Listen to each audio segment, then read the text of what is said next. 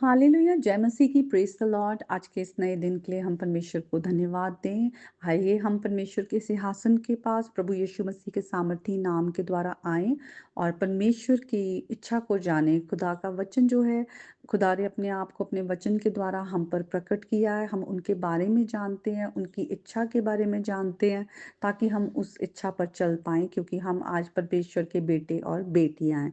तो आज के वचन को हम पढ़ेंगे और खुदा का जो वचन है वो हमें सैंक्टिफाई करता है, हमें धोता है।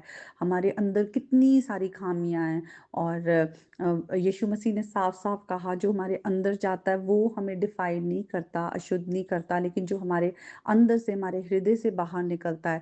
लेकिन जब खुदा के वचन को हम अपने हृदय में डालते हैं, तो ये किस तरह से हमारे हृदय की सफाई करता है और हमें हमारे अंदर से उन गंदगी को निकालता है, हमारी ज़िंदगियों को बदलता है।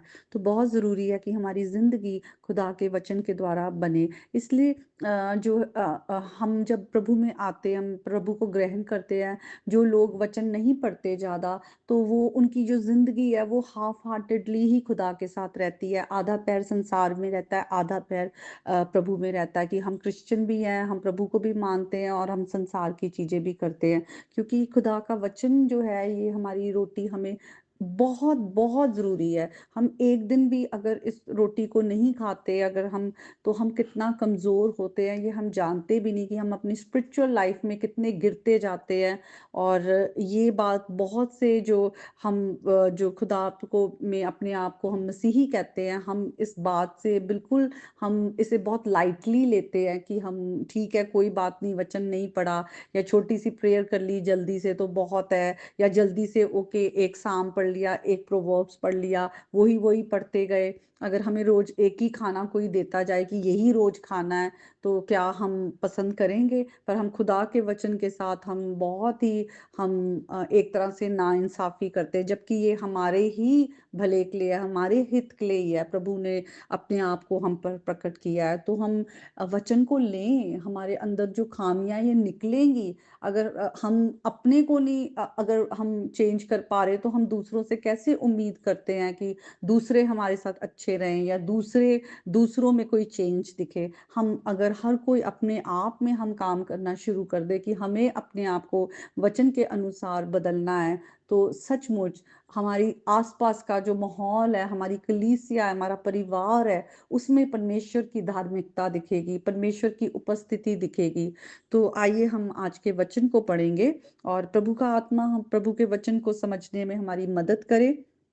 आज का जो वचन है वो प्रेरितों के काम उसके 11 चैप्टर से है। हम 19th वर्स ऑनवर्ड पढ़ेंगे। हम पिछले चैप्टर्स में देखते हैं, स्टिफनस को जब पत्थरवाह करके मार दिया गया, तो उसके बाद जो है लोग तीतर-बीतर जो चेले थे होने लगे और परसिक्यूशन हो रहा था। बहुत ज़्यादा जो चेले थे, उनको, जो यीशु मसीह में विश्वास कर रहे थे, उनको तंग किया जा रहा था। तो हम आगे 11 चैप्टर में आते हैं, वहाँ पर देखते हैं, सो जो लोग उस क्लेश के मारे, जो स्टिफनेस के कारण पड़ा था, तीतर-बीतर हो गए थे, वो लोग फिरते-फिरते फिनिके और कुप्रुस और अन्ताकिया इन शहरों में आ पहुँचे, और वो लोग जो थे, यहूदियों को छोड़ किसी और को वचन ना सुनाते थे। तो पहले तो जो वचन था, ज़्यादा यहूदियों के बीच में ही यीशु मसीह का जो सुसमाचार था, कि उन्होंने क्रूस पर हमारे लिए जान दी, वो संसार के उद्धार करता है, वो हमें पापों से छुड़ाने आए हैं और उन्होंने जी उठने के साथ हमें नया जो जीवन दिया है। ये सिर्फ़ यहूदियों तक वो ज़्यादा सुनाया करते थे, लेकिन आगे लिखा है कि किस तरह कुछ और जो थे, कुप्रुसी और कुरेनी, जो अन्ताकिया में आकर यूनानियों को भी, जो अन्य जाति थे, हम सब अन्य जाति थे, और जो वचन है वो अन्य जातियों तक भी बहुत ज़्यादा पहुँचने लगा, और लोगों ने उसको ग्रहण किया, रिस्पॉन्स देना शुरू किया। लिखा हुआ है, प्रभु का हाथ उन पर था। तो जब हम प्रभु का हाथ देखते हैं, तो वो सिग्निफाई करता है अथॉरिटी खुदा की, कंट्रोल खुदा का सामर्थ, उसकी पावर, और हम देखते हैं कि यीशु मसीह ने जो जो यीशु मसीह के पास अथॉरिटी है वो जो है अपने चेलों को भी दी है। जितने यीशु मसीह के नाम पर विश्वास करते हैं और उसको फॉलो करते हैं, तो उनको भी वो अथॉरिटी दी है।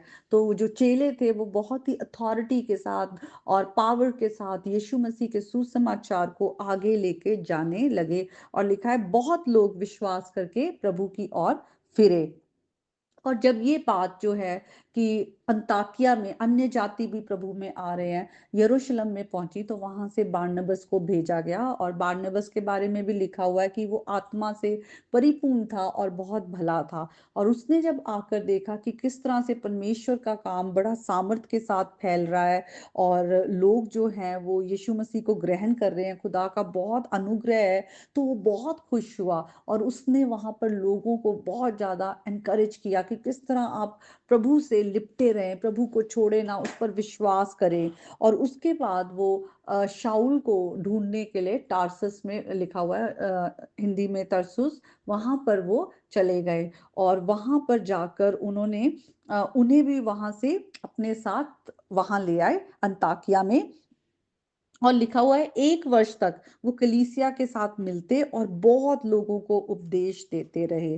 तो सचमुच यीशु मसीह ने जाने से पहले अपने चेलों को जो आज्ञा दी वो आज हम सब के लिए है। और यहाँ पर हम देखते हैं कि बारनबस और शाऊल जो थे वो भी उन बातों को करने लगे, कि वो जो यीशु मसीह ने कहा है कि जाओ तुम अन्य जातियों में भी जाकर सुसमाचार को सुनाओ, और जो आज्ञाएं मैंने तुम्हें दी है वो तुम उन्हें भी सिखाओ। तो वो वहां पर उपदेश देते थे।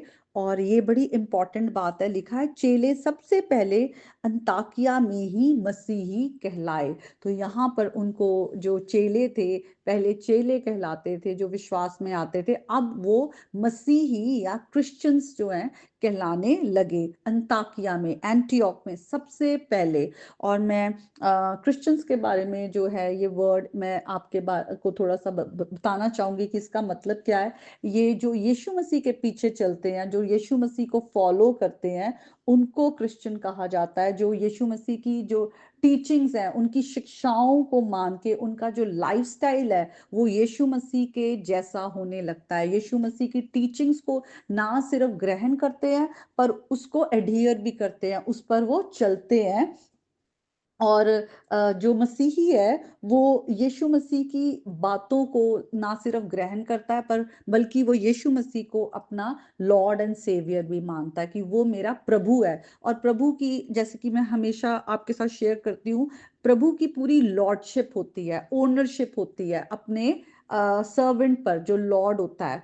तो हम प्रभु को पूरा अपना राजा, अपना प्रभु मानते हैं, कि हम प्रभु की आज्ञाओं को मानेंगे, उसके कहने के अनुसार हम चलेंगे, और वो हमारा उद्धार करता है, हमारा बचाने वाला है। इन बातों पर हम विश्वास करते हैं। आज आज मैंने बहुत से लोगों को देखा है जो कहते हैं हम विश्वासी हैं, हम क्रिश्चियन नहीं हैं, हम मसीही नहीं हैं। हमें ये नहीं कहना चाहिए। एक, क्योंकि हम विश्वासी तो हैं क्योंकि हमने यीशु मसीह के नाम पर विश्वास किया है, पर हम मसीही भी हैं क्योंकि हम मसीह को फॉलो करते हैं। वो हमारा मास्टर है, हम उसके नाम को अपनी पहचान से कैसे अलग कर दे। हमारी पहचान ही प्रभु यीशु मसीह में है, हम प्रभु यीशु मसीह में ही नए हुए हैं, प्रभु यीशु मसीह में ही खुदा ने हमें ग्रहण किया है, प्रभु यीशु मसीह में ही हमें उद्धार मिला है, जीवन नया मिला है, प्रभु यीशु मसीह की ही टीचिंग्स पर हम चल रहे हैं। तो हम कैसे कह देते कि हम क्रिश्चियंस नहीं हैं।